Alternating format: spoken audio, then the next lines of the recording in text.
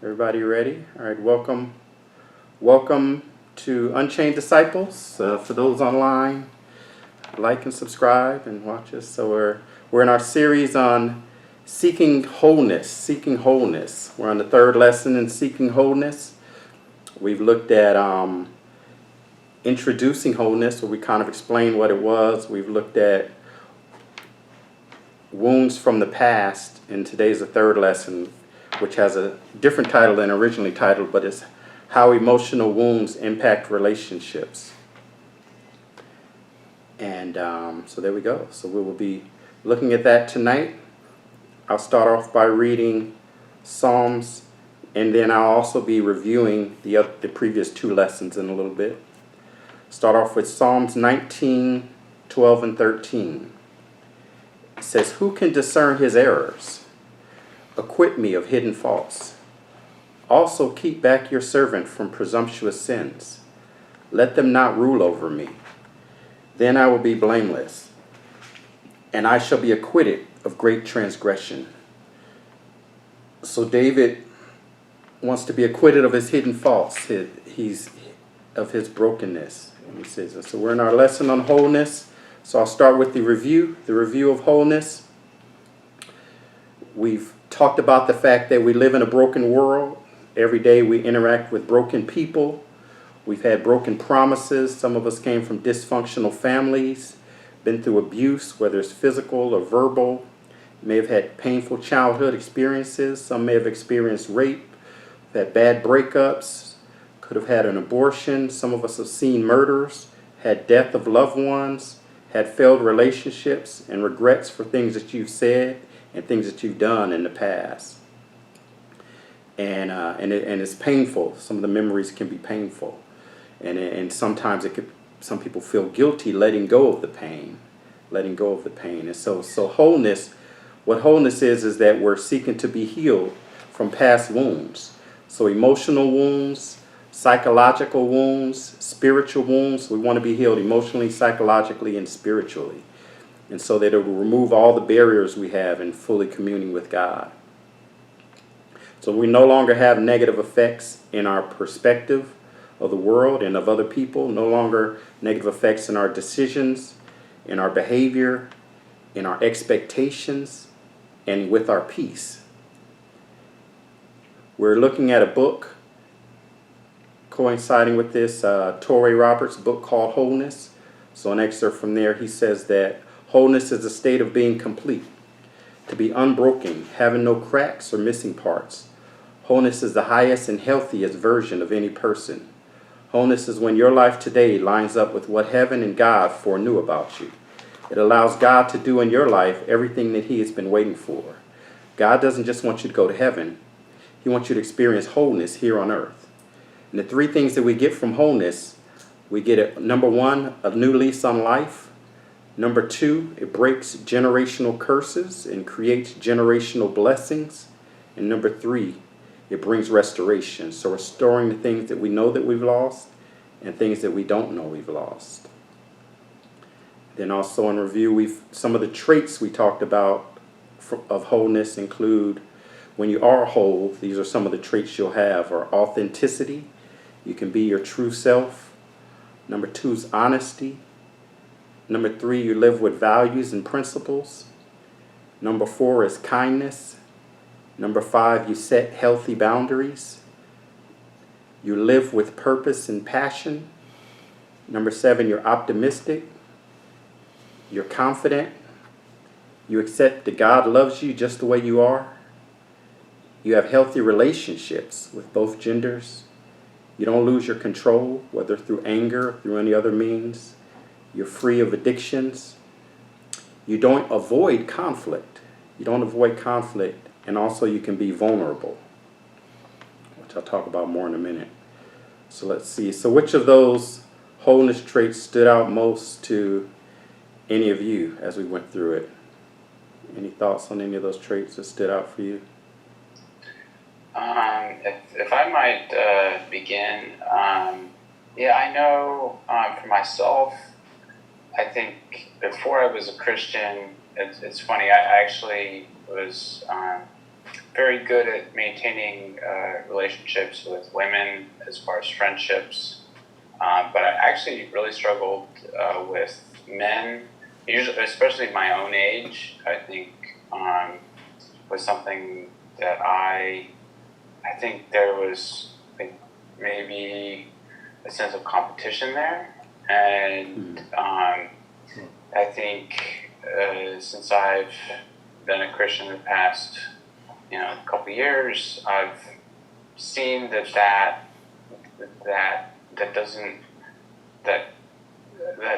tension, I feel like, within me has, I think, mostly resolved. I won't say it's completely resolved, but I think it's mostly it's not what it was. Yeah, that's a common thing, especially as you get older. Yeah, I don't have many male friends, especially because it's hard, especially if you were either raised by your mother or like spent more time with your mother. It's difficult to bond with other men for some reason. But yeah. The Jacob, or is it the Jacob syndrome? Yeah. And interestingly, with the vulnerability and authenticity, it helps to be able to bond with other men, because prior to that, you're just kind of faking. It's like you're trying to, you're used to impressing women because you're used to, trying to please your mother. But, but it's like different trying to please men. And you don't value it as much. You don't value men's opinion as much as women, because you grew up trying to please your mother. So you put more value in the opinion of women. Yeah, that's a common Michael, thing. those are some wise words. I couldn't have said it better myself. I think that's a great point. Oh, thank you. Anybody else? Any traits stood out? Yeah, for me, live with purpose. For me, I just feel like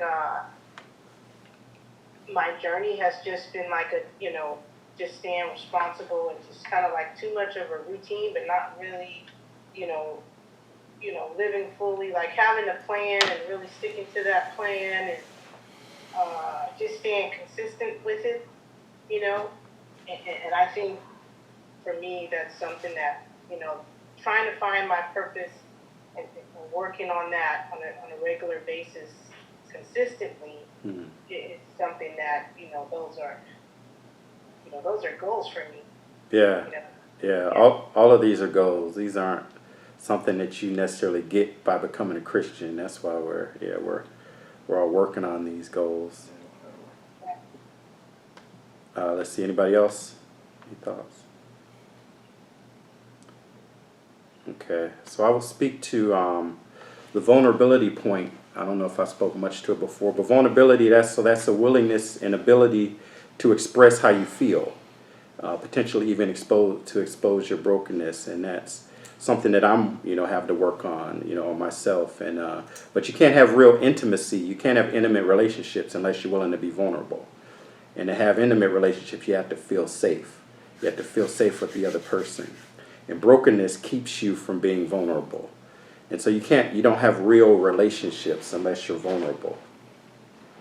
I heard a psychologist say that the number one complaint they get from wives said it's not that their husbands are irresponsible or that they're bad lovers. The number one complaint they get is that they no longer share themselves with them. And it's just all surface level. And actually, our pastor Brian, he mentioned it one Sunday that he finally figured out that when he gets home and his wife says, "How was your day?" she wasn't looking for information; she was looking for intimacy. So she didn't want him to rattle off, the details of what he did, but she wanted to know how he felt about it as well. And another psychologist said, so this is how emotional wounds impact relationships. So we're going to talk about gender differences in relationships in this lesson.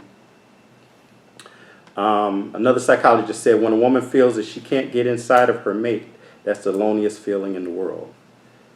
When she feels she can't get inside of her mate, when she's not connected with them.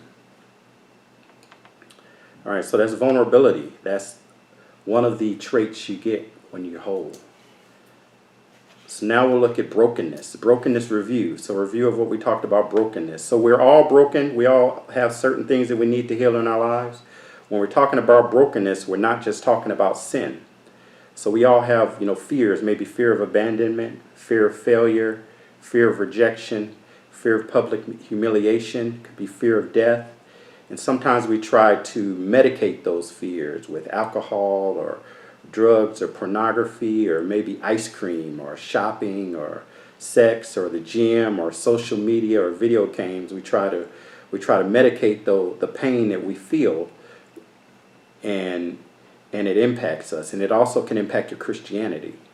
Keeps you from fully trusting God, your faith, keeps you from fully accepting the love of God, and it keeps you from having your identity in Christ. So your brokenness keeps you from having your identity as a Christian first. You don't see yourself as a Christian. You see yourself as a victim of this or this or that, but you don't see yourself as a Christian first. And it impacts your worship. They say that hurting people hurt other people. And a lot of times if we're wounded, we live thinking about the past a lot.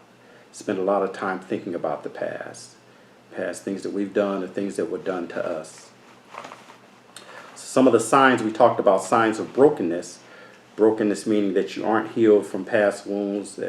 So some of the signs we looked at were, number one, seeking approval from others.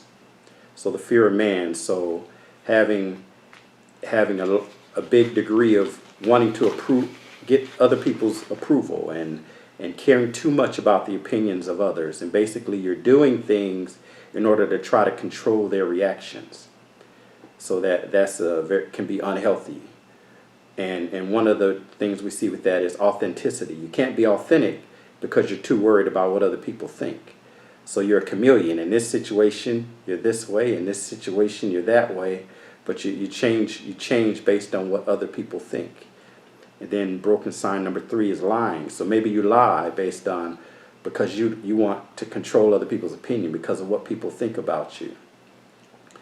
We use example of, the GPS says 45 minutes. Oh, I'll be there in 20 minutes. It's like you're trying to control the reaction of the other people. So whatever that may look like, you're trying to control other people's reactions. So you're lying or you're not authentic. And number 4 is contempt. You look down on other people or you have a disgust for certain people. A sign of brokenness is just, I just hate that person, or I hate when they do this. It's like you just have contempt for people. Or you have negative assumptions, number 5. Negative assumptions. You're always assuming the best.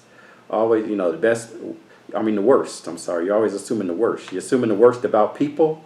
When somebody comes up, you're assuming the worst of them. When the situation happens, this isn't going to work, or everything, you're always assuming the worst outcome.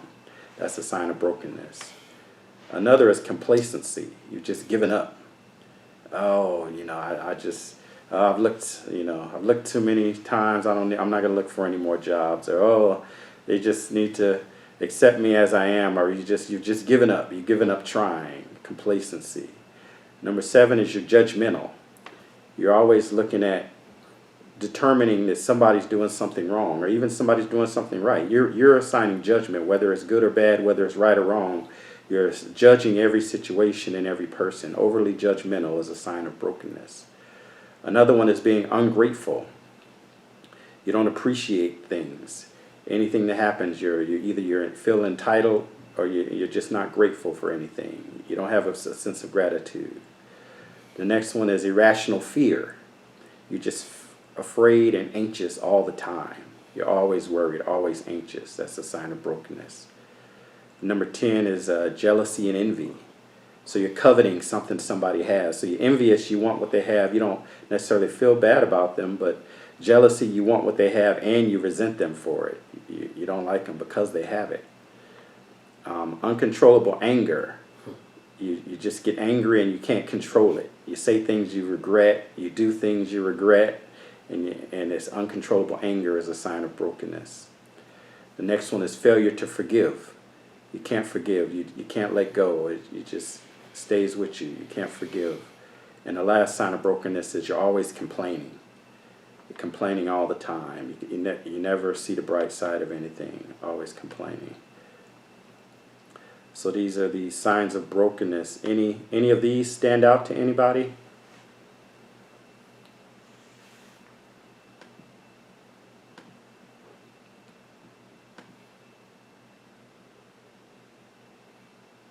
No? Okay. All right. Going once? No. These are hard to talk. These are hard to talk about.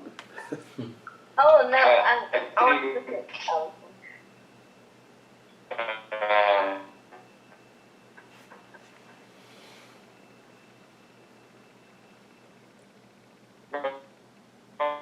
Go ahead. Go ahead. Okay. So yeah. That's actually go ahead. Hi, how are you? So yeah, a few things did stick out that I have to work on. So I just wanted to say yes. Okay. I understand. All right, that's enough. That's good. Thank you. What were you going to say, Preston? Well, actually, I was going to say, I saw all of them. I'm kind of thought about it, so I'm like, yes. A little bit of all of them. Yeah. Yeah. Were you going to say something, Kikwa? No. No. Okay. I mean, I forgot what I was going to say. Oh, okay. All right, that's all right. Okay. All right, that's fine. Okay, so that's review. So that's the review from the last two lessons. So now we'll get to today's lessons. Today's lesson. And we're going to start with, it was unhealthy argument styles or unhealthy discussion styles. So we're going to look at some unhealthy discussion styles. Does somebody have Ephesians 4? Is it Ephesians 4? Yeah, Ephesians 4:32. Yes. Was that Angel? Yes. Instead, be kind to each other, tender-hearted, forgiving one another, just as God through Christ has forgiven you. All right. So we want to be kind, working hard to forgive. It's all right. So remember that if you're in a discussion, the argument. So we'll start. So the traits that we're going to look at, I'll put them in the chat. The different traits we're going to look at are defensiveness, deflecting, which includes criticizing and blaming, stonewalling, being condescending, poor listening, harsh words, and name calling. So those are the unhealthy argument styles we're going to look at. So the first one is being defensive. And I'm sure all of you either have done these or have definitely been in discussions with people who do these. So defensiveness. The first one is defensiveness. So when you bring up something to someone, they automatically feel attacked. They automatically feel attacked, so they get defensive. They get on the defense. They want to defend themselves. They can't admit that they're wrong, or they maybe start to justify why they did it. They get defensive. So you bring up something to them, and they all of a sudden they get defensive. They get defensive. They want to justify it. They want to give you reasons why they did it, but maybe or may not actually admit to the fact that they did it. And so going into relationally, one of the things about this is that oftentimes in discussion, women have a higher priority over needing to talk about something. So if men have an argument, like if two guys have an argument, they can maybe settle it. They may not even have to talk about it. They may just say, oh, forget about it. But women will want to talk about it. And so, but if a woman wants to discuss something, men are going to oftentimes, they get defensive. They think they're going to get defensive if you bring just because something was brought up. So not whether it's wrong or right. It's just a gender difference. And so they get defensive and their estrogen levels rise.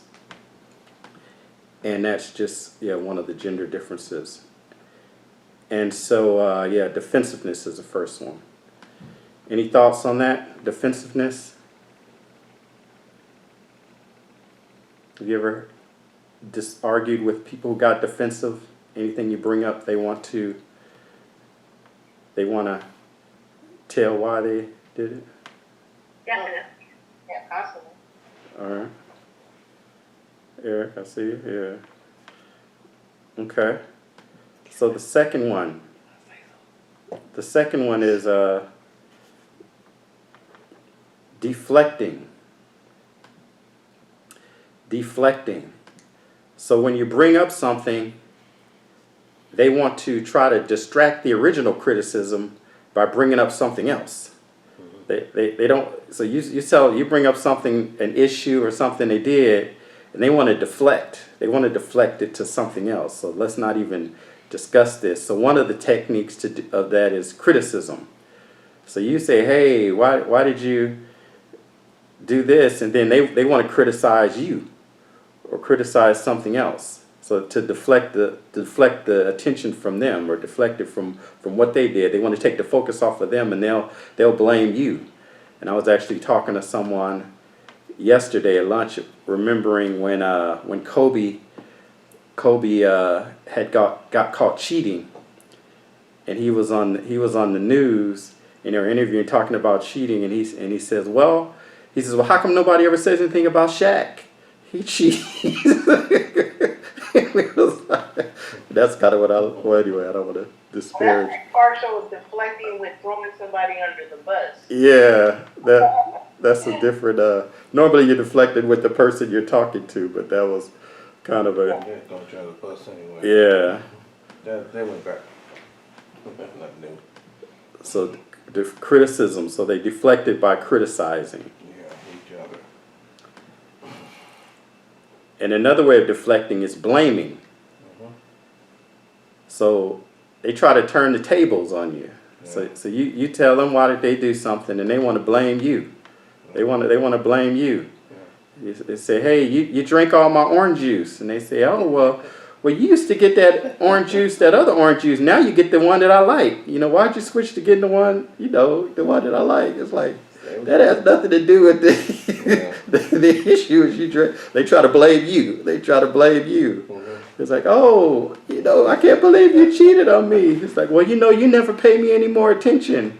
It's like, well, it's like they try to blame it on you. It's like the issue is something they did, but they try to turn the tables and blame you. Hey, Lorraine, they're on the beach. We're gonna blame Lorraine for being on the beach. So, anybody been blamed before? You try to bring up something that somebody did, and they try to blame you. Absolutely. All right. All the time.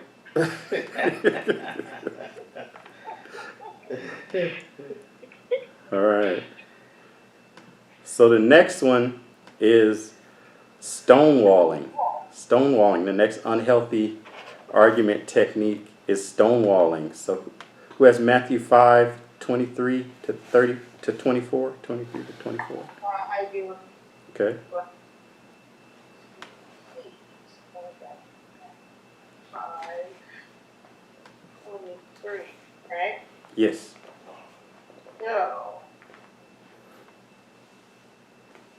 So, if you are presenting a sacrifice at the altar at the temple, and you suddenly remember that someone has something against you, leave your sacrifice there at the altar. Go and be reconciled to that person. Then come and offer your sacrifice to God.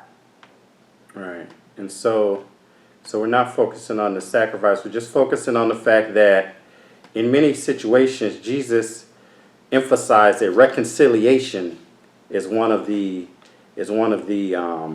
principal points to the kingdom. So he valued reconciliation, resolving your issues. Resolving your issues was a big value for Jesus. So stonewalling is when you have an argument and somebody just, they don't want to talk. They refuse to talk. They disengage. They disengage. Maybe they walk away. They go and they slam the door and they leave the conversation. They just disengage from the conversation completely. That's stonewalling. So that they're so anxious they rather avoid it. And then the problem with that is that the issue never gets resolved. The issue doesn't get resolved, and so they just get angry. They shut the door. They don't want to talk about it. Stonewalling. Stonewalling. Has anybody seen that? How does that make you feel when someone does that? All the time. They make me feel like that's my sister. That's your She sister? doesn't want anybody to get a word in edgewise, and doesn't allow anybody to talk. And it's all about her winning and not hearing anybody else out. Oh. Yeah. But in the end, nobody wins because, or actually everybody loses. Exactly. And then everybody loses and the issue never gets resolved. Exactly. It's like the third, I'm going to say 30 years because I just graduated high school the other day. Oh, okay. It's a 30-year problem. Took you a while to get out of high school, I guess.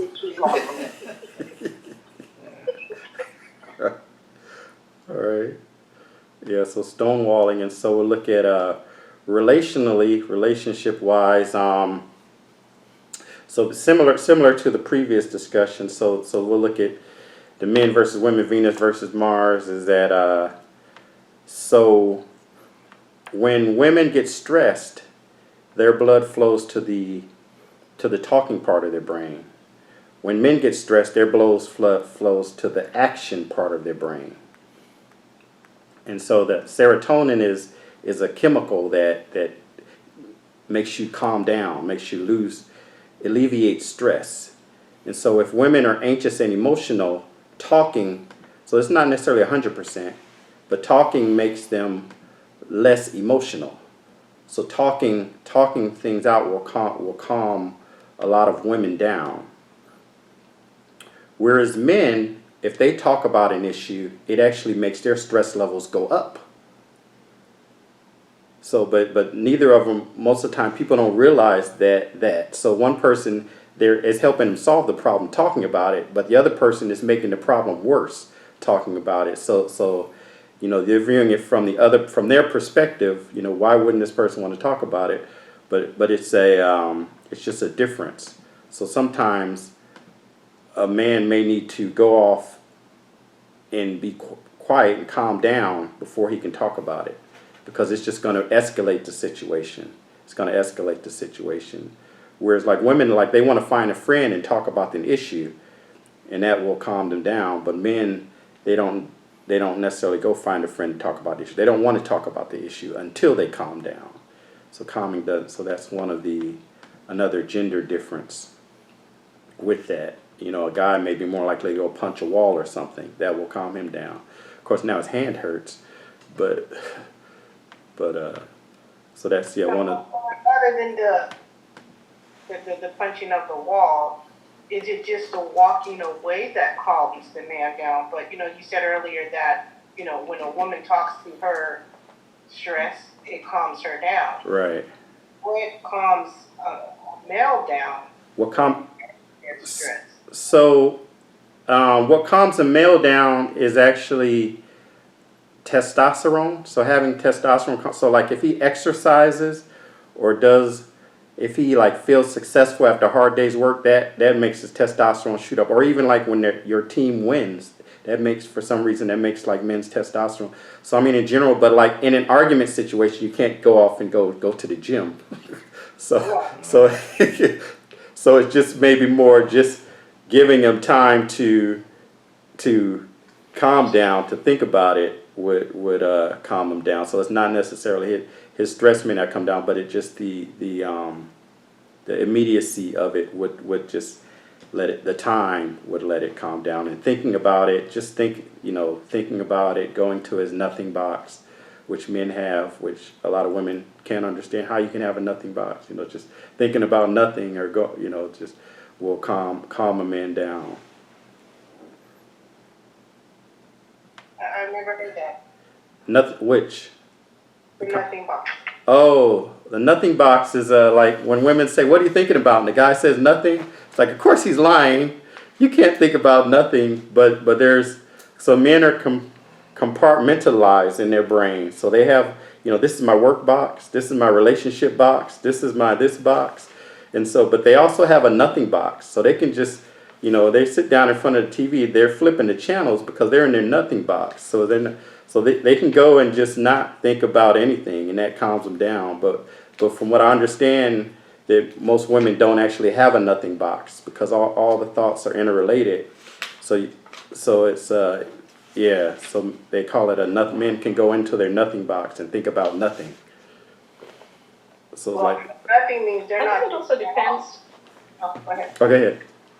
I was going to say, I think it also depends. I know this is, for the most part, it covers most people and high level. But yeah. it also, I think it also depends on certain personalities, right? Oh yeah. I know That's for myself true. That's true. is if I am in conflict, the worst thing for me to do is engage in the discussion right there and then, Right. which sometimes is problematic for my female relationships. Right. Right, because what I need to do is step away and actually think it through and figure out how I feel about it. And is this important, So it's like I have to go and do all this by myself and don't disturb me, which is the worst thing that I can do to my friends. Right. Because they need that engagement and for us to talk it through. So it's caused some conflict over the years, but I've just realized, that sometimes I just need to stay there and say what needs to be said, or just shut up and just listen, and then I can come back like 6 weeks later and say, "Oh, by the way, you were wrong." But it's just it's a challenge. Right. It's a challenge. And so the things I'm saying when I say men and women, in the various places they would say 70%. So it's not all men are this way, all women are that way. It's about 70%. And so, but then also, definitely personalities come into effect as well. So, I mean, all men aren't alike, all women aren't alike. So, I mean, I'm not trying to paint that picture, but it's kind of a general, most is most, it's kind of a most thing. But so that's kind of how you mentioned, or kind of how a lot of guys have to do. It's like, it's not that I'm avoiding the issue, it's just that talking about it right now isn't like, first of all, I can't think about it, and then now I'm defensive, my estrogen's up. It's like, it's not really going to be a productive conversation. It's like, I'm going to be defensive, I'm going to be blaming. It's like I'm gonna try to win no matter what you're saying. Now I'm trying to win. It's just a confrontation right now. Now it's about who can win. It's not about resolving the issue. I'm gonna win. So it's like, it's not about resolving the issue now. It's just about winning. Who's gonna win this argument? And you don't want to engage in that state. It's like, now you're in a fight. You don't want to be. The goal should be reconciliation, not winning. So if someone's in a state where their goal isn't reconciliation, their goal is just either winning or hurting you, especially to get to the point where my goal is just to hurt you because you hurt me, or you go then that's not really productive. Yeah.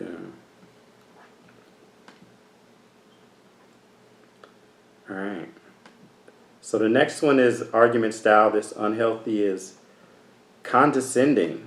Sounds like we had an example of that from Lorraine. So who has Romans 12:16? All right, I have Romans 12, verse 16. Be of the same mind towards one another. Do not set your mind on high things, but associate with the humble. Do not be wise on your own opinion. Yeah, so condescending. So condescending is when people, they're always right. They never allow anybody else to be right. They're right all the time. They want to make other people feel stupid. They want to make the other people feel stupid and foolish. They talk down to you. That no one else can ever be right. They invalidate your opinions. Whatever you say, they belittle it, and that's condescending. So that's an unhealthy argument style. Unhealthy argument style. And it sounds like Lorraine saying her sister does that. Okay. Any thoughts on that? Any experience with that? How does that make you feel? Something like it repeats all the time? It repeats all the time? Yes. Okay. Since I was born. Since you were born? Wow. That's kind of weird. Now, I see it quite a bit in the workplace where people are being for power and wanting to feel like they're the most knowledgeable, to where they're condescending and just really demeaning other people. It's just ugly. Yeah, definitely in work. Yeah, when people are trying to, especially in a meeting, when someone wants to show dominance, they want to show that they have a leg up, or maybe they're trying to save face.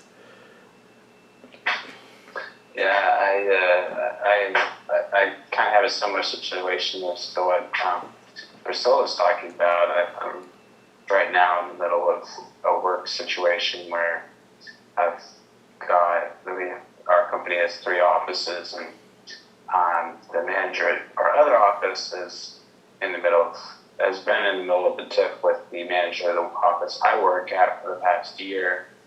And so it's kind of really tough to not get caught in the middle of that when I can kind of see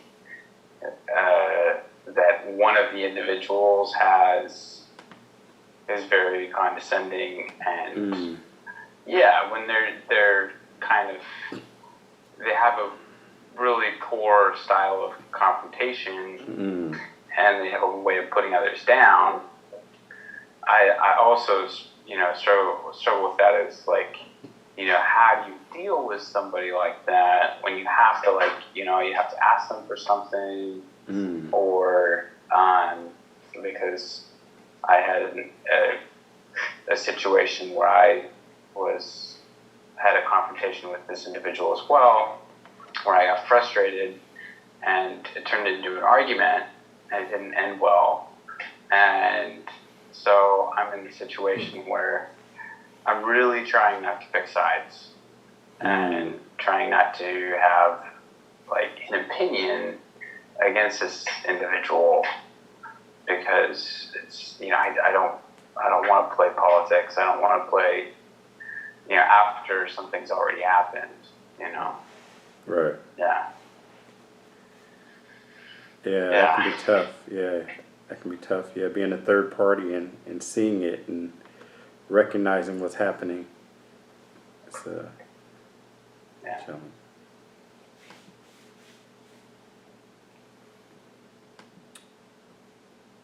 Let's see. Let's go to the next one. Is poor listening. Someone have James 1:19. Oh, go ahead, Preston. All right. Know this, my beloved brothers, so to speak, slow to anger. Oh, can you say that one more time? Sure, no problem. Know this, my beloved brothers, let every person be quick to hear, slow to speak, slow to anger. All right. So poor listening. Poor listening is when you're dealing with somebody and everything you say triggers a story about them. Every time you bring up something, I got a story about them, and they don't respond to what you said. They just go into their story, and you can, or like you say something and you can tell they're just waiting for you to finish. They're just waiting for you to finish talking so they can say what they have to say. They're not really listening to what you say. You say something and you're like, oh, my cat got killed yesterday. This dog was driving a truck and ran over it on Mars. Oh yeah, that's bad. And did I tell you about how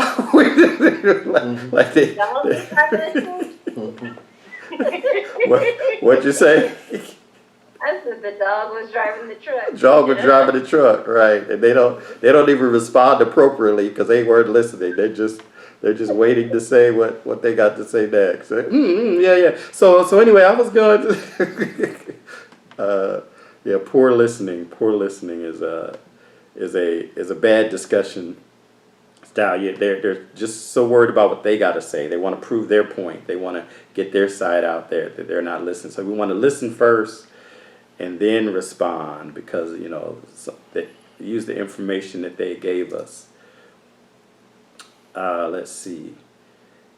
Relationally, you hear a lot of talk about active listening. Active listening, they talk about repeating back what the other person said. And so looking at some research, evolutionary psychologists showed that a lot of times, a lot of advice people were giving men was that, you should do active listening, repeat back the words. But it's what they found from research is that it's not necessarily just the active listening that the women want. It's the to hear not just the words, not just that you could repeat back the words, but that you understood the emotion that she was conveying. You understood the emotion that she was conveying, and because men have a habit of we want to ignore the emotion and solve the problem. It's like, okay, yeah, you're sad. Okay, well, let's get to the point. Oh, that's the point. But a lot of times women just want us to share the emotion, just to feel the emotion with them. Sometimes shut up and listen. Or not just listen, but yeah, feel the emotion. So listen with empathy. So not just I heard the details of what happened, but that I get the emotion. Feel the way they feel. I know that. Yeah. And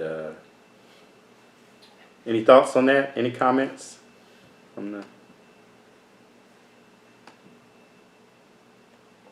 That is very true. I think we always want to know how. I don't know what's like the compromise to this. We're like different. What? Good God Almighty! Y'all don't like to talk. We love to talk. Like what? Well, the compromises. You just have to know the right time, I guess. Goodness gracious. Yeah, well, I think the compromise. Well, the first is knowing that. Just understanding the difference, understanding that there is a difference. I mean, because if you love the person, then you want to. You want to communicate. So communication is important. So you want to compromise. You got to compromise in order to communicate, and you got to understand the needs of the other person. If you don't understand what they need, then you're thinking they need what you need. So you're giving them what you need, but that's not what they need. So I think understanding is the first step. Understanding the differences between men and women and communicating it. But that doesn't have. If communicating if your needs aren't being met. So if someone would say, hey, I don't need you to give me an answer right now. Just so if you can communicate, if the person isn't satisfying your need, to communicate that to them. Not just say, oh, men are this, or oh, women don't do this. Once you communicate it, now if they don't do it, that's another story. But that reminds me, I heard this comedian was saying how his wife used to always come in and talk about work, and they never, and she would get mad. She said, oh, this lady at my work was talking about me, and so he said, oh, well, maybe you did this. He said, oh, and they just, oh, well, maybe you should try doing this, and his wife would get mad, and he said, okay, I finally figured it out. He said, so then one day she came from work, and he said, yeah, the Connie was bothering me again today. He said, she was bothering you again today? Yeah, she said something behind my back. She said what? She said, she did what? He's like, she said this behind my back and da-da-da. She said, she did what? He said, no, we're not going to have that. Oh, no. I'm going up there tomorrow. We're going to get in the car. I'm going to bring a bat. We're going to go settle this. We're going to go settle it. She said, no, calm down. Calm down, baby. It's not that important. And he said he had the best night of his life that day. But yeah, just understanding that there's differences. There are differences. There, communication, being able to express that. He combined the emotion with the action. Yeah, he got overly emotional. So he got he expressed the emotion that she felt, but he was more mad than she was mad. So he saw that she was mad, and he got madder. So he shared her emotion, but he took it to the next level. He got really mad at it.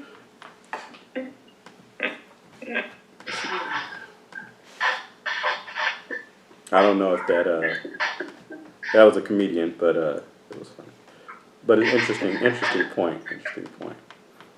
He shared the emotion that she had. All right. And the next harmful argument style is harsh words. Actually, you were asking about this, Preston. So harsh words. Somebody have James 1:26? Yeah, that's going to be me, actually. Okay. Those who consider themselves religious and yet do not keep a tight rein on their tongues deceive themselves, and their religion is worthless. All right. So it's saying if you can't bridle your tongue, it's saying your religion is worthless. So that's a heavy statement. So it's basically showing the importance of reconciliation. So if you can't bridle, so you want to be able to bridle your tongue. So harsh words are, in an argument, people use degrading language, putting people down, swearing, name calling. You're basically attacking the person, not addressing the issue. So harsh words is a very destructive argument style, because now you get the other person. You're not really solving the issue now. Now they're emotional. They're upset. They want to hurt you back maybe now, and now you've gone to like something else. You got a new issue now. Now you got a new issue. You called me a what? So now it's a whole different issue. I remember I used to follow some Joyce Meyer's stuff, and I remember, I think she talked about this exactly. She would say, like in traffic, I think she was like giving a talk in Houston. I think it was at Lakewood Church, really. Oh yeah, Joel Osteen. Yeah. Yeah, Joel Osteen's church, and it just stuck in my mind because I know Houston. I know how crazy traffic is, and she's like, if you got that Jesus fish on your car, it doesn't matter. In fact, it's probably worse because you're cutting off the next person and you're flipping them off and you're swearing at them in the car. And hey, you got that Jesus fish on the back. Yeah. What do people think about Christians if they can see that? Yeah, because people, non-Christians have a standard that they hold Christians to, and then whenever we don't meet it, they'll see, I knew it. They're just waiting for a lot of them, obviously not all, but some of them are just waiting for confirmation that Christians are hypocrites.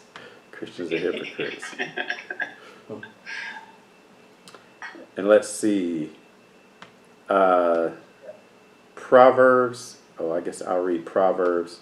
So in the Proverbs 15:1 says, "A gentle answer turns away wrath, but a harsh word." Got it. Okay, go ahead. Okay, ready? Yes. A soft answer turns away wrath, but a harsh word stirs up anger. All right. So a soft answer turns away wrath. So if someone is angry and you don't escalate it, then it calms the situation down. So you don't want to escalate the situation. Escalate an argument, escalate vengeance. Escalating vengeance was one that I had in here. Escalating vengeance, someone did something to you, I'm gonna get them back. But I'm gonna take it to the next level. Oh, I'm gonna get them back. You keep escalating it worse and worse. So all of these are signs of brokenness. So these are signs of brokenness, fruits of brokenness. So harsh words. So we don't want harsh words. And any other thoughts on harsh words? Any experiences with harsh words and how it makes you feel or how it impacts discussions? Yes. So, my father always used harsh words, and it was always like so hard to just deal with. And I was like, ooh, I gotta get out of here as fast as I can get, because it was just too many negative, it was just too much negativity. Even before I was saved, it was just way too much negativity. And I was like running to get out of that house, because I was like, there is something, like, I need peace. I don't know what it is I need, but I don't need this. And so harsh words are, they will make you run.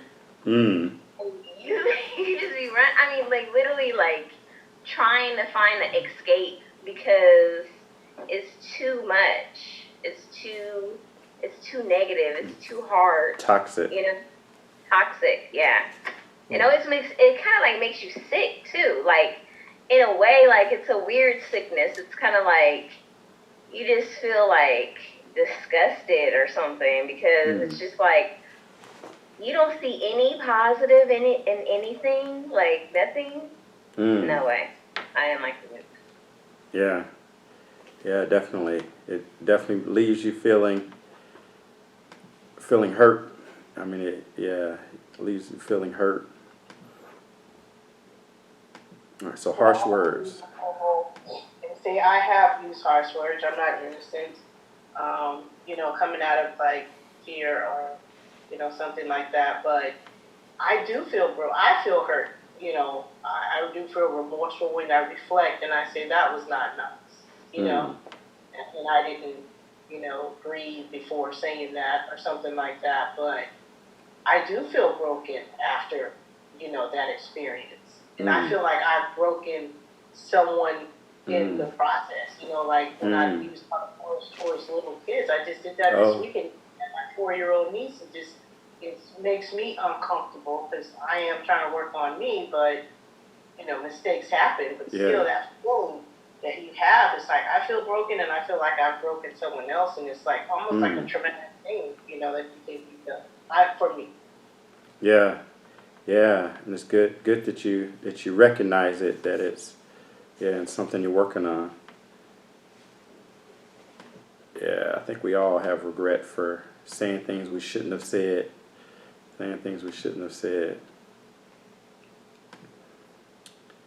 And the last one, unhealthy argument style, is name calling, labeling.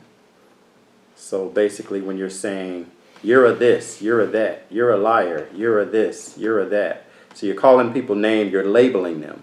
You're labeling them, not the issue. So you're attacking the person, not the issue. So you're a this, you're a that. So name calling and labeling is unhealthy. Is an unhealthy thing to do. All right. Any thoughts on that one?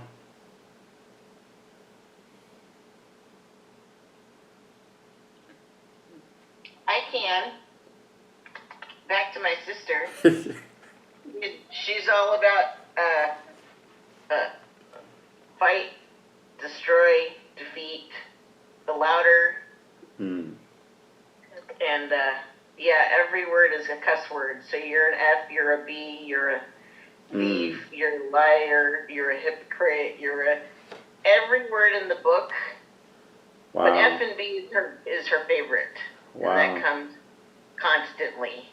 And the louder she gets, and what's crazier is you start to also hear very childlike, la la la la la la, I'm not listening, wow. you don't matter, nothing you say matters, you're an F, you're this. So it's like, oh wow. I hear every style that you're talking about. That's my sister. Wow, that's and you live with her. That's yeah, we almost got kicked out of the restaurant on Sunday. Oh man. It was crazy. I was like, San Mateo PD's about to come. I'm like, all right, I'm leaving. I'm done. Man, yeah, that's. I had to turn the other cheek. Say that again. I had to turn the other. You had to turn the other cheek. Oh yeah, yeah. It can be hard. Yeah, if it's constant, especially in daily. It's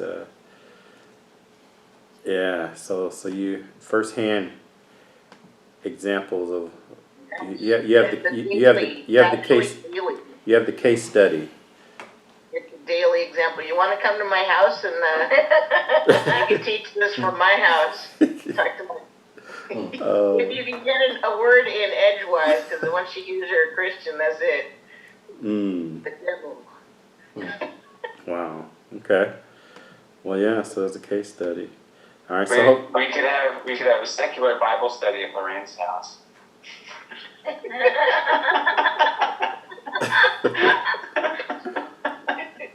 secular Bible study. That's actually I saw one. It was actually I did see. Someone gave the guy who I quoted before, Jordan. He kind of gave a. Well, actually, I've seen not secular, but it was Actually, I've even seen a Bible class. I had a class on Genesis. So one of the renowned, one of the renowned teachers of the book of Genesis is actually an atheist. So a lot of them look at it as a piece of work, as a piece of work. So that a lot of theology schools, if they aren't tied to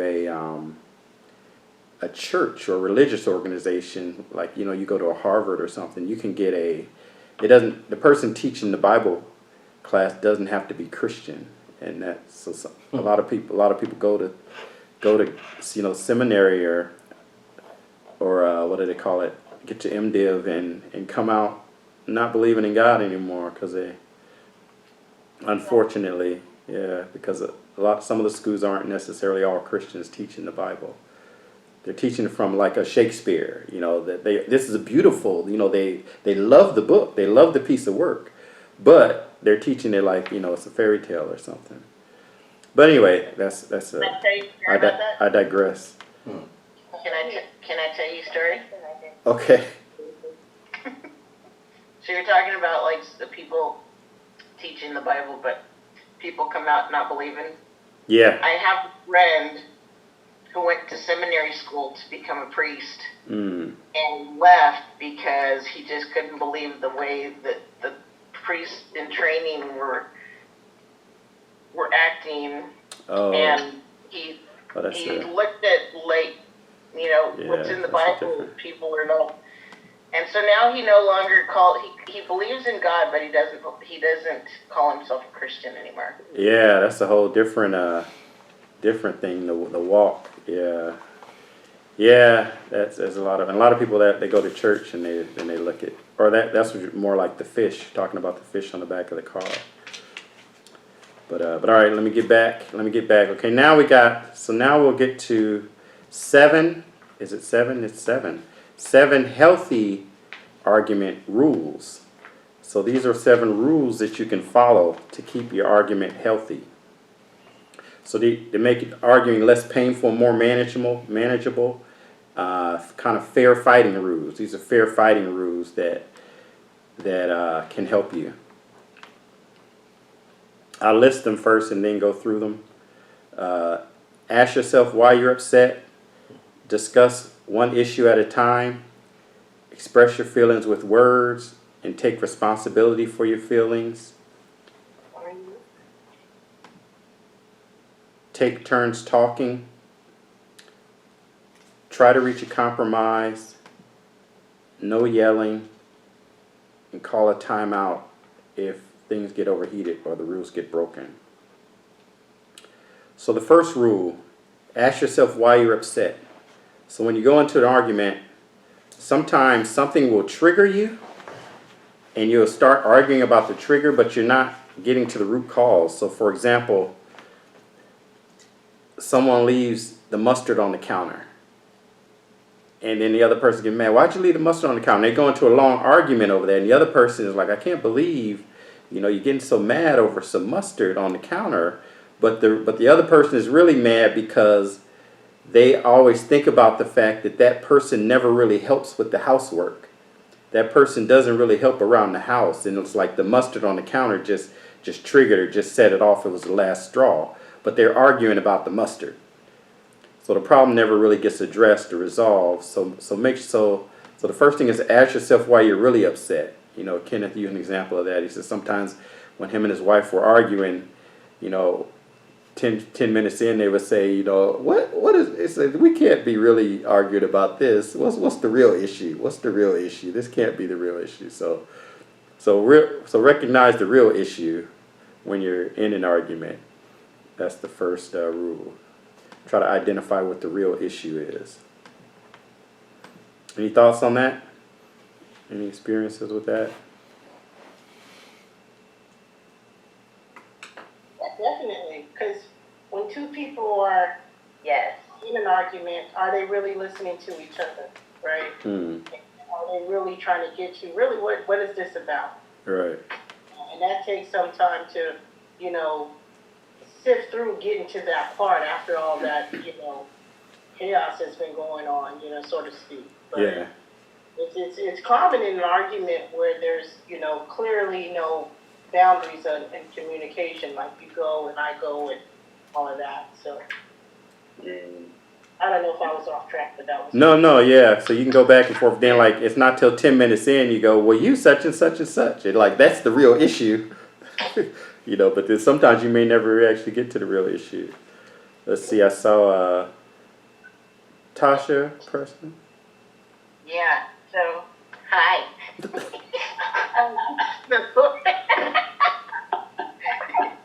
So I kind of finally figured out what the real issue was. And the issue is that I was born. And there's nothing that I can do about that because she was 5 when I was born, and apparently she wanted to be the only girl. And that's the problem. People are like, well, what did you do to her? I was born. So until I die, So literally. she won't be happy ever on this earth. Yeah, and that's a good example of how brokenness is. Something that could have happened a long time ago, it, you know, upsets you and triggers you. And it may not have been the actual person. So in your situation, it was you, but it was, yeah. Yeah, that's unfortunate. It could be so. I mean, you could be in an argument with someone. It's something that happened to them. Maybe maybe their previous relationships used to do something, but you're reminding them of it. So now you got to suffer for it. It's like you reminded of them of. It's similar traits to what the other person did, and so now they're mad at you. You know, or worse yet, you know, it's like, oh, I had a dream. They had a dream, and you weren't really involved. Let's see. What were you gonna say, Preston? So it's me, my sister, my wife, and we have a roommate, Morgan, and she's very good at identifying her. You know, she feels a certain way about. You know, it usually has to do like with the kitchen. If there's conflicts in our house, it has to do with.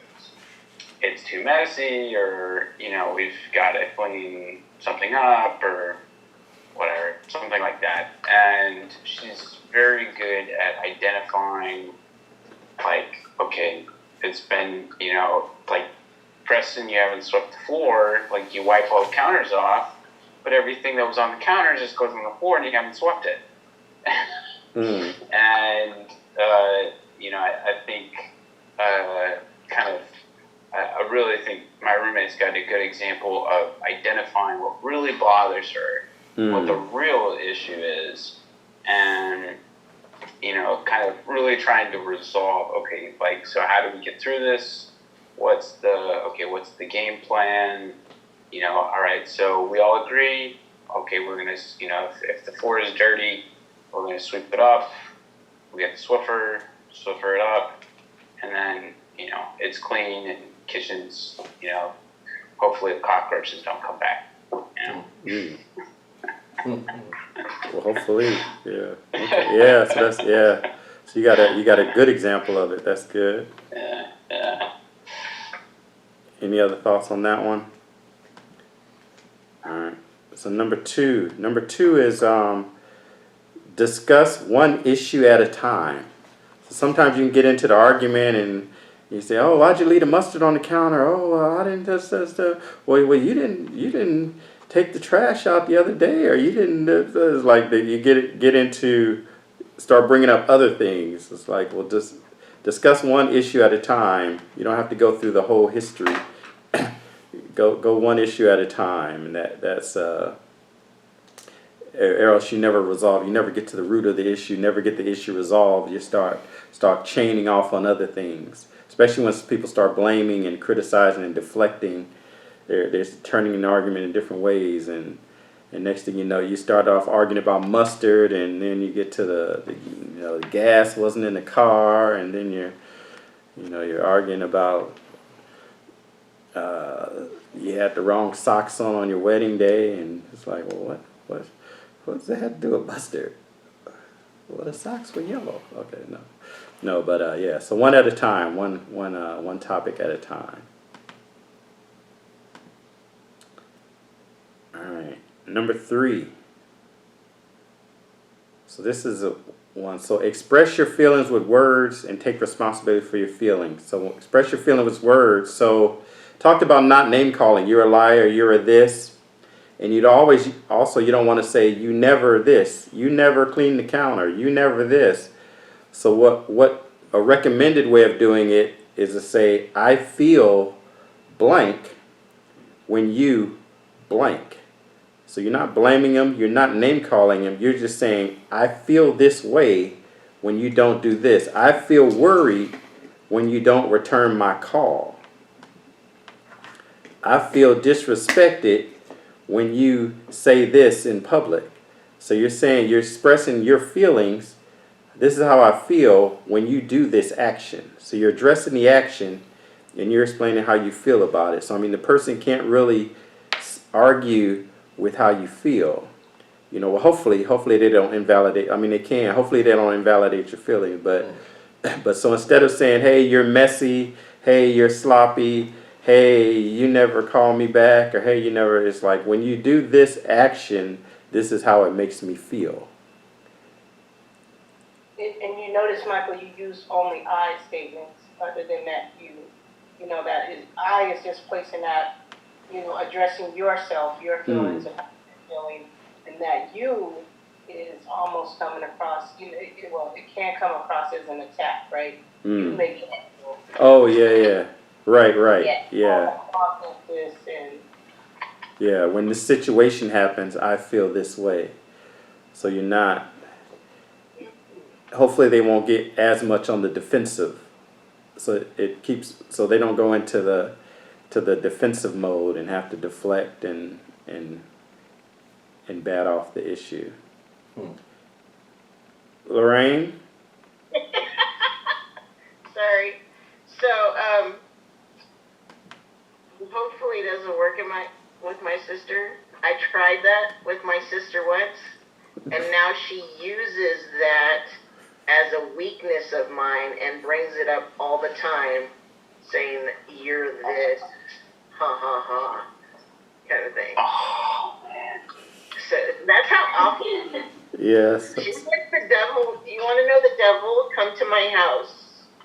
The devil lives in my house. Sounds like you've got a real toxic situation going there.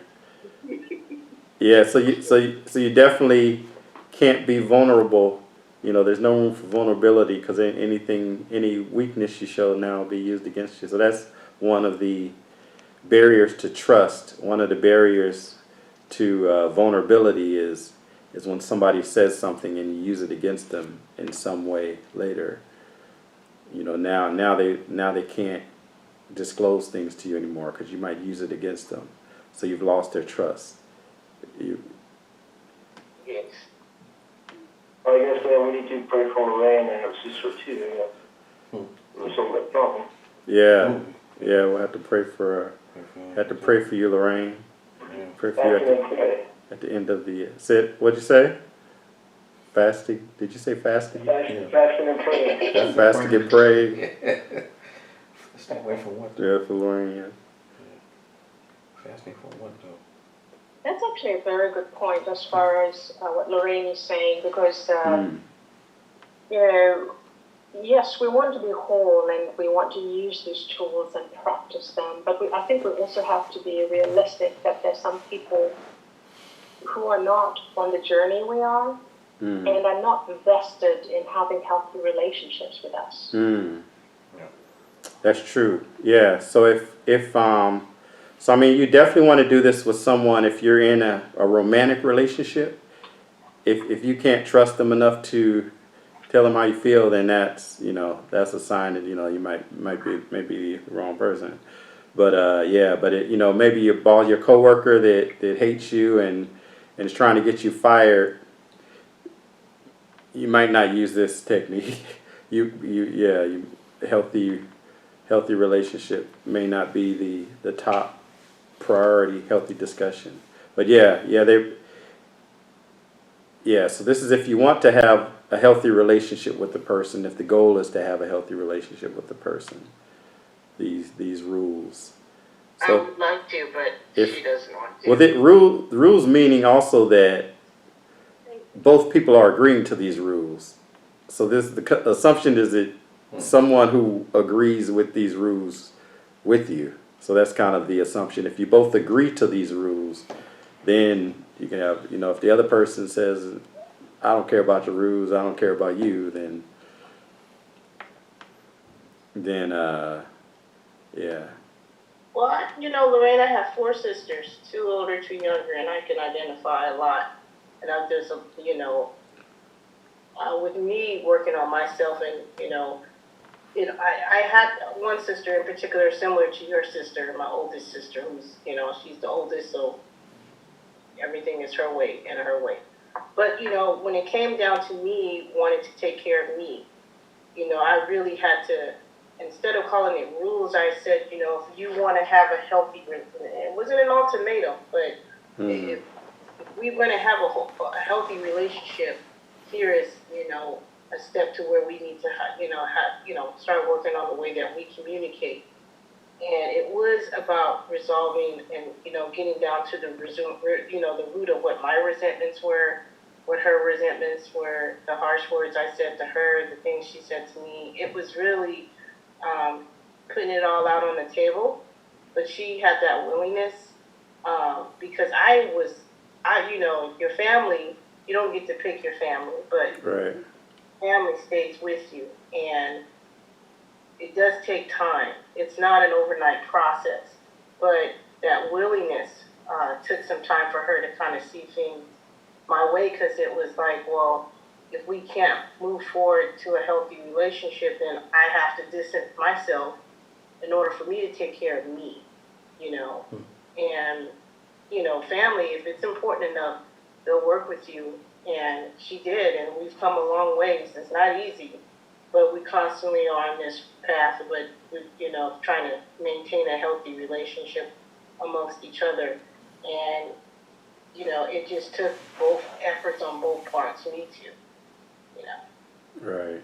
And if the other person isn't willing to budge or doesn't, then kind of like Jaime said, then you have to take it to God. If the other person it doesn't care about seemingly doesn't care about having a healthy relationship. But let's see. So number 4. So these are rules. So if you're going to get rules. Agree on these rules. These are number 4 is take turns talking. Take turns talking. So you want to talk one at a time. Don't interrupt the other person. You don't want to interfere when they're talking. So these are rules. And I guess that if you can't get the other person to agree to these rules, then you might want to discuss why they wouldn't want to agree to them. So taking turns talking, so one person at a time. Don't cut the other person off. Let them finish. Let them say what they got to say. I mean, of course, there are some people that will just keep talking. They're like explain themselves, and then they just, especially if they feel like they're losing, that they'll just keep talking and keep trying to put it another way and then put it another way and keep saying the same thing over and over. But yeah, in general, you want to take turns. You don't want to talk over the other person. You want to take turns talking. Number 5 is try to reach a compromise. So it's not always about let me get what I want, let me get what you want. So hopefully the reconciliation is the highest goal. The relationship is the highest goal, and not maybe this time, the dishwasher doesn't get loaded the way you want it. But yeah, so come to a compromise. Long Come as to a the dishes are compromise. clean. All the dishes are clean. Dishes gotta clean, Michael. Number 6 is no yelling. Thank childish. No yelling. So if you I mean, come on, is that manageable? Like, ever? it is. No, ever, like, ever. Well, I think it depends on obviously the people that you're dealing with, and a lot of that comes down to sometimes it comes down to how your parents argued. So if you grew up with an example of parents that yelled when they argued, you're gonna think that's normal. If a person grew up and their parents didn't argue, they're gonna think that's not normal. I remember. So this is yelling at someone and not just yelling. Yelling. Yes, you can yell out positive stuff. A yell is not always negative. That's my point. So yelling is like if you yell out, Go Michael, I yelled out your name. You know what I'm saying? So when he says no yelling, Well, that was the point. well, I'm talking about during an argument, not in your life. Oh, just in an argument. Yeah, we're talking about rules for argument. This isn't rules for life. This is just in an argument. Yeah. So these are 7 rules during an argument. So if you had a Warriors game, don't say, "Oh, Michael told me I can't yell." You're like, Warriors. You're like, I was wondering, like, dang. Go Warriors. Like, what? Why you can't yell? I'm a Christian. I can't. Go Niners. Yeah, so these are rules for arguing. Yeah, so that. Yeah, it sure is. We're gonna start from yelling. No yelling. So these are, if you want to keep it healthy, and you can get the person to agree, then. And then the last one is to call time out. You can call time out if the rules get broken or if it gets overheated. So if you're yelling and cursing and someone's saying,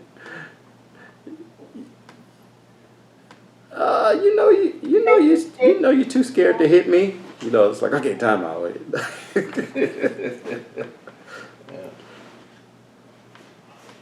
What was that? I was using an example, like, one thing you said, you'll yell out, you make me sick, I can't stand you, or I don't know. Oh, for yelling? Yeah. So don't go there if you want it to be healthy.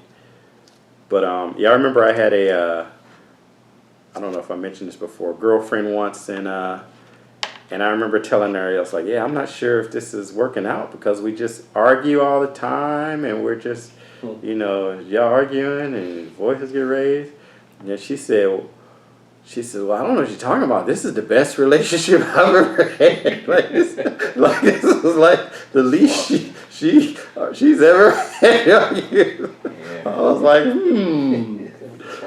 So like to her, this was like, oh, this is heaven. And to me, I was like, this is hell. I was like, what okay. does the other side look like? What was that? Jeez. Yeah, the other side was like you start off cursing and end up swinging, I guess. I don't know. It was like, okay, I don't know if this is gonna. Yeah, that surely was a red flag, that one, if you didn't get that. Yeah. Yeah, it was. You go, Lorraine, were you gonna say something? Actually, when you were talking about, it depends on how your parents fought. I used to see pots and pans flying in the kitchen. Yeah, that's what we talk about when we say being whole.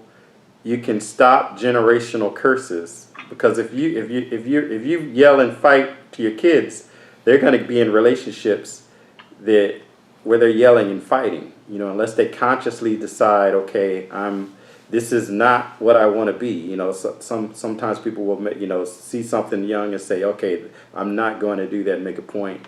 But then they may end up with subconsciously with people, that those are the people they're attracted to.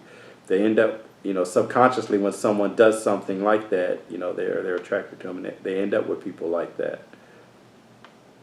So I think that because we saw that growing up, I think my sister took all of the worst stuff, and then her husband was like that, and now the kids. That's they don't know how to calmly just discuss and figure things out. It's all about divide and conquer, and you're the dirt on the scum on the bottom of my shoe, and right. I'm better than you kind of thing. And it's crazy because I've been hearing this from them since they were 9, 10 years old. And it's crazy to me because I'm like, you guys are children. Why are you guys acting like this? But yes, it's a generational curse. Yeah, and it just goes to show, because this is just one little area, and it's just like, if you can get whole in multiple areas, it's a journey. We're going to be trying to make, it's a whole life. It's not like you, at one point, you're going to, 3 years from now, I'm whole now. It's just something that we're going to be working on for the rest of our lives. But, one piece at a time. But it's definitely worthwhile. It's worthwhile.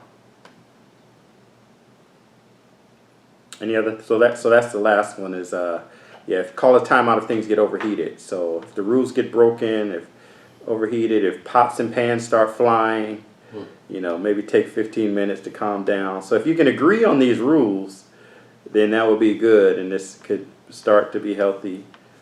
But you have to agree on them. Of course, you can do it on your side, but if the other person isn't following them, then yeah, your results. Practice those rules. I'm sorry. Go ahead. I was gonna say your results may vary. Go ahead. You can practice. No, you're saying you can practice. I guess that we can practice those rules in Lorraine House. See how that works. You don't want to start at the advanced level. You may want to practice them with start off with your brothers and sisters in Christ. Well, that may not be any better, but we don't want to start in Lorraine. You want to start somewhere else and work your way up. You want to start working on you, so you're not throwing pans, and then eventually, you're not. Maybe 6 months from now, you just call him a liar. You take the F off of the word in front of it. So work on yourself, and then, like it said, a calm word. What was the verse? It said a calm word Turns away wrath. Turns away wrath. A calm word turns away wrath. So. Self-answer turns away wrath. Yeah. So. I think that. That is so. Go ahead. I was just going to say that it's beyond repair, and the only one that can repair is God. So there's no way that I can do anything besides pray for her. Right. So I guess the thing you could just work on is not letting it damage you, so all your relationships won't be this way. Yeah, I have noticed a change in myself since I moved back here 8 years ago. Because I think that when I moved down to LA and I was there for 8 years, I think that I had completely forgotten about home life as a kid and how things worked. And so I feel like I became more healed, or should we say? And I learned how to deal with things in a better way. And so when I moved back here and I was thinking everything was going to be roses and flowers and puppy dog tails, and then all of a sudden I was dumbfounded, what is this? What's going on? It was proof to me, I had not remembered anything Oh, that's that interesting. happened. And coming back, it was like my sister had never changed, and everything came back. Right. You know what I mean? Everything that I had forgotten. Yeah, and it can get triggered even with not the same people, with somebody else exhibiting that behavior, or some behavior can trigger and bring you back into it. But yeah, that's unfortunate. So you had experienced healing and a path to wholeness, and then got reminded. Well, I guess you didn't know before that. You thought that was normal, probably, and And then I thought that was normal, and then I experienced, you know, how life works in a different way, you know, in yeah, a better way, right, in a healthier way, should I say? right, yeah, And so now, like, I stop myself in my tracks, and I'm like, nope, I'm not like her. I'm not like that. yeah, You know? yeah. That's the thing about once you start to get healed and get whole, you start to notice things that are unwhole and start to even not tolerate them now. And so you don't, so not tolerate things that were normal to you before. The things that were normal before, you won't tolerate them anymore, or they're not normal anymore. What were you going to say, Priscilla? I was just thinking about compromises, and I think that there's been times in my life where I've made compromises with myself, with my brain, and I'm particularly thinking about my daughter was very different from me. She was a very, very emotional person, whereas I'm very logical, you know. So, for instance, this one is silly, you know. We love the same music, but we got into a debate. It wasn't even a fight, an argument about this one musician that we liked, because I had introduced her to her. To my daughter, and we had a disagreement of who introduced to the musician to him.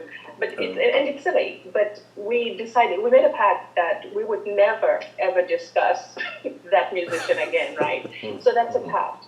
But as far as our differences in personality, one of the things that used to happen is, she would get upset over things that maybe I forgot. For instance, I don't celebrate birthdays, and she loved birthdays because her grandparents told her she needed to celebrate birthdays. So that was a point of contention for us, and things like that.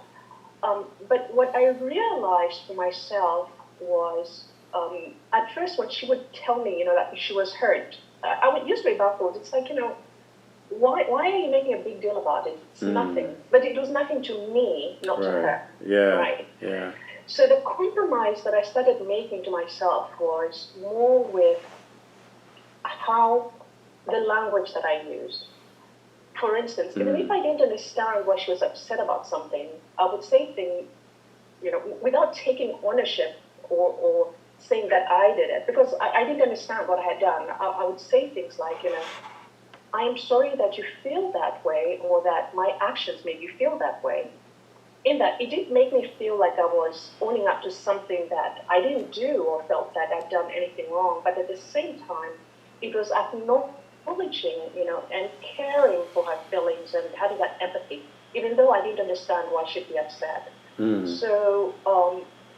So I think that sometimes, at least for me, I think that sometimes in situations when I don't understand or don't have the perspective of the other person, it helps me greatly when I'm mindful of the words that I use. That just diffuses the situation so much, at least for the experiences that I've had. Yeah, that's a good point. And so sometimes, you don't understand. I mean, we see that especially now with the political things and with the social justice. It's like some people, you see people arguing, and they clearly aren't going to see it from the other person's perspective, but to the point where, if you can be sensitive to the other person's feeling, and if it's something that the person feels this way, that you can compromise.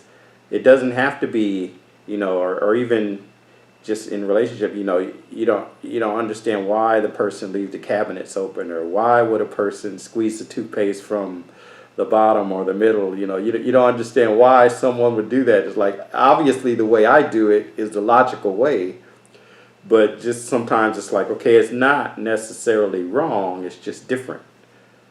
So the compromise would be, I'm going to accept different. You know, they do it different than me. It's not that they do it wrong for me, they do it different for me, and I'm going to accept different. If it means enough to them, I mean, obviously, you know, if there's something that's hurting you or something that is a deep value of yours, then you want to try to explain that to them. But if it's something that doesn't have a significant impact and it's meaningful to them, then you don't necessarily have to understand it.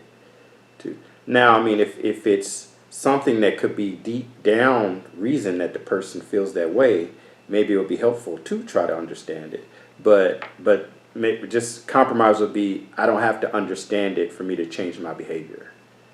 It's like I can change my behavior without understanding why they feel that way. If it's not, you know, something that's, you know, changing your morals, changing your values, or, you know, severely inconveniencing you or something of that nature, or, you know, I'm gonna, you know, spend all your money because you don't know why they really got to have an LV on their purse or something, you know. So if it's not going to be a significant impact to you, then yeah, compromise would be, you don't have to fully understand why. You don't have to fully understand. Yeah.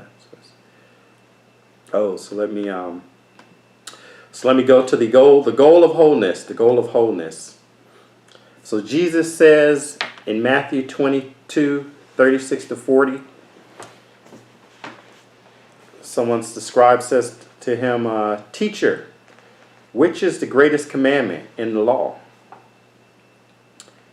And he said to him, "You shall love the Lord your God with all your heart, with all your soul, and with all your mind. This is the great and foremost commandment.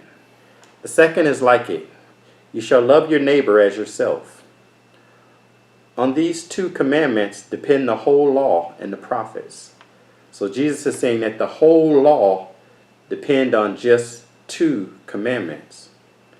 But Jesus is also saying that the whole law depends on love. Loving God and loving your neighbor. So the whole law, all of the law, hinges on love. And you can't truly love unless you're whole. You can't truly love someone unconditionally unless you're whole. You know, you can't love someone self-sacrificingly and not think about yourself unless you're whole. And a lot of times we're asking people to love us, people who aren't whole. And we're asking them to say they love us or asking them do they love us, but they can't love us because they're not whole. And we can't truly love them unless we're whole. So that's one of the reasons you want to get whole, is that you can love, and so you can't fully follow these two commandments unless you're whole. You can't love God with all your heart and your soul and love your neighbor as yourself. You can't love your neighbor. So it's not just loving your neighbor as much as you love yourself. Like, well, if you only love yourself a little bit, then you can only love your neighbor a little bit. But once you get healed and you love yourself a lot, then you need to love your neighbor a lot. No, it's love your neighbor as yourself. So, because we all love ourselves. We all want good things for ourselves. We all want life to be better for ourselves. We all want benefit. You know, we have things that we want for ourselves. We may want a better job for ourselves. We want a better life for ourselves. We may want, you know, a better, less conflict for ourselves. If you love your neighbor as yourself, that means you want a better job for your neighbor. You want a better life for your neighbor. You want less conflict for your neighbor. And you can't love your neighbor that way unless you're whole. So in 1 John 4:7-8, it says, "Beloved, let us love one another, for love is from God, and everyone who loves is born of God and knows God. The one who does not love does not know God, for God is love." So we want to get whole so that we can love. We want to get whole so that we can give love, we can love people, and we can receive love. And, you know, we can love people that love us back. You say, well, if they love me back, if they're good to me, if they don't cross my boundaries, if they don't do these certain things that I really hate, then I can love them. But, you know, we can love people that love us back, or we can love people that there's some benefit to us.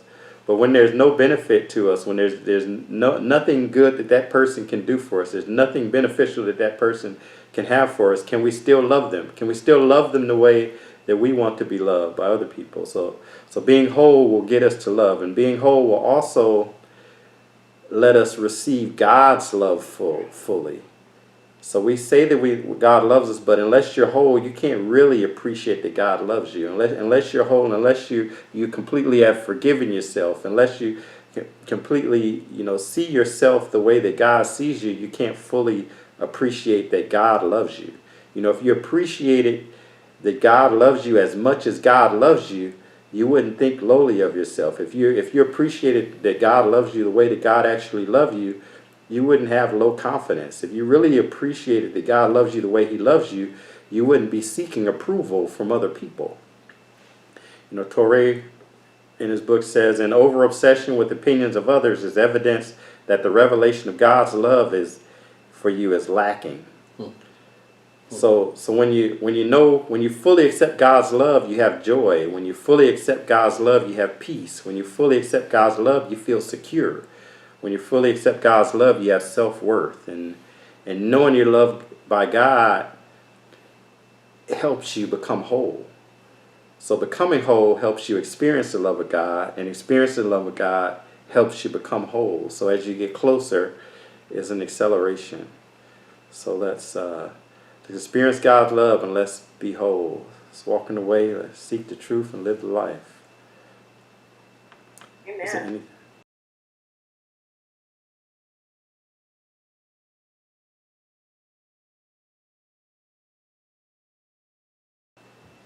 Any thoughts? Amen. Amen. Hallelujah. We took a lesson. It was so true what you said at the end, that when you become whole, you experience a whole new level of joy, that over bubbling, that just, it's just something that, like, your life could be chaotic, but your joy will be bubbling over. And so when you are whole, when you are seeking, when you are reading, when you are singing, when you are praying, all of that connection, you're making that cake with all that stuff, you will have those things and they will be strong, and your life will not be perfect. It won't be perfect. Right. I mean, it won't. But you will have that joy on the inside that no one can steal or take away. Right. And and that's what I'm seeking. So I haven't experienced complete wholeness, but I can get a taste of it when I'm in God's presence. When I'm in God's presence, I have the peace, I have the joy, I have the feeling. I don't have I don't care. I don't have concerns of the world. I'm not worried about. I can feel it, but it's like I can't carry that yet with me once I start interacting with hard to deal with people, or once I get to, start dealing with work. But it's like so when I'm whole, I'm hoping that I can carry that with me throughout my life. When I'm dealing with hard to deal with people, when somebody cuts me off in traffic, I can still experience that same joy, that same peace